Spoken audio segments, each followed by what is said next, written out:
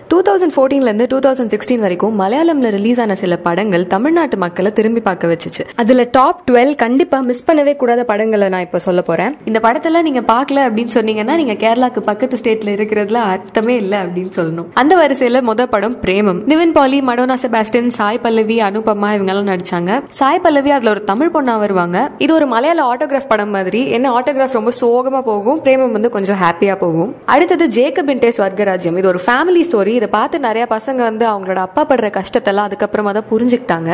நிவின் பாலி தான் இந்த படத்தோட ஹீரோ. ஒரு ஃபேமிலி எப்படி பிசினஸ் லாஸ் ஆல ரொம்ப கஷ்டப்படுது, அதுக்கப்புறம் திரும்ப அதுல இருந்து எப்படி மீண்டு வருதுங்கிறது தான் இதோட கதை. அடுத்தது சார்லி. துல்கர் சல்மானும் பார்வதி மேனனும் நடிச்சது. சாங்ஸ் எல்லாம் கூட இந்த படத்துல ஹிட். ஒரு இளம் வயது பெண் அவளோட வீட்டுல அவளுக்கு முன்னாடி இருந்த ஒரு ஆர்டிஸ்ட தேடி போறது தான் இந்த கதை.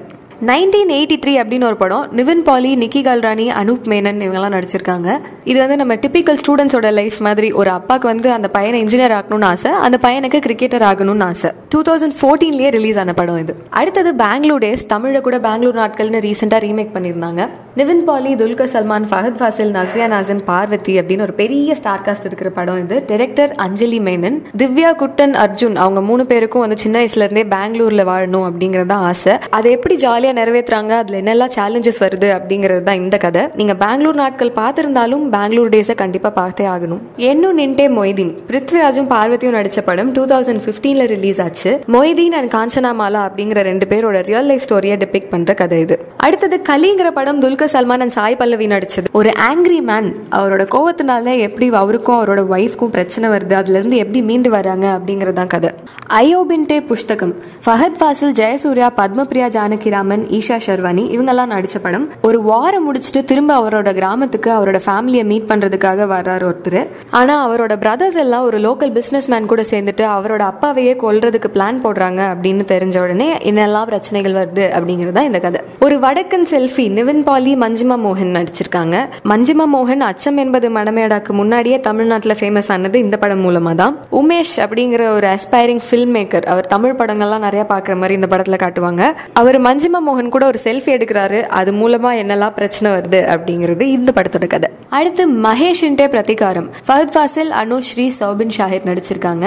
2016 தான் ரிலீஸ் ஆச்சு இந்த படம்.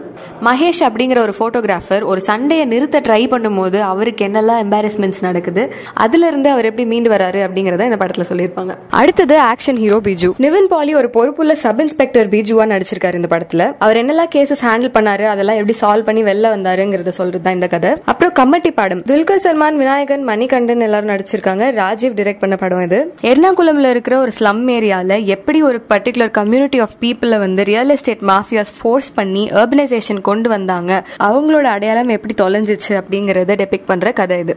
இந்த படம்லாம் ஆல்ரெடி ரிலீஸ் ஆகி ஓடி ஹிட்டான படங்கள். சோ இப்ப நீங்க இதை பார்க்கலன்னா அந்த படத்துக்கு எந்த லாஸும் கிடையாது. நீங்க தான் உங்க லைஃப்ல ஒரு நல்ல ஸ்டோரியை மிஸ் பண்றீங்க. அதனால இதுல எதெல்லாம் பார்க்கலையோ முதல்ல போய் பாத்துருங்க. But definitely people are comparing with Basha and Kabali.